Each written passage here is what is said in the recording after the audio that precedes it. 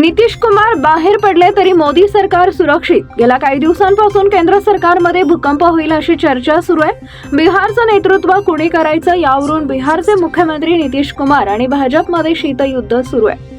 काही दिवसांपूर्वी केंद्रीय गृहमंत्री अमित शहा यांनी बिहारचं नेतृत्व बदलाचे संकेत दिले होते।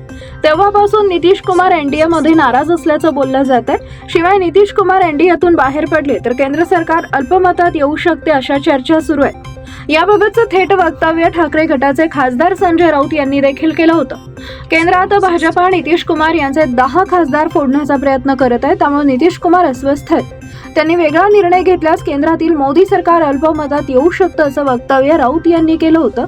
पण राऊतांच्या या वक्तव्यावर शरद पवार गटाचे प्रदेश अध्यक्ष जयंत पाटील यांनी परस्पर विरोधी वक्तव्य केलंय। नितीश कुमार बाहेर पडले तरी केंद्र सरकार सुरक्षित आहे अशा आशयाचं वक्तव्य पाटील यांनी केलंय। पाटील यांच्या या वक्तव्यामुळे अनेकांच्या भुवया उंचावल्या। जयंत पाटील म्हणाले, नितीश कुमारांकडे एकूण 12 खासदार आहेत। ते 12 खासदार बाहेर जरी गेलं तरी केंद्र सरकार अल्पमतात येईल असं दिसत नाही। त्यांच्याकडे सध्या 991च्या आसपास बहुमत आहे, त्यामुळे नितीश कुमार बाजूला झाल्यानं केंद्र सरकार अल्पमतात येईल असं मला आकड्यांवरून तरी वाटत नाही।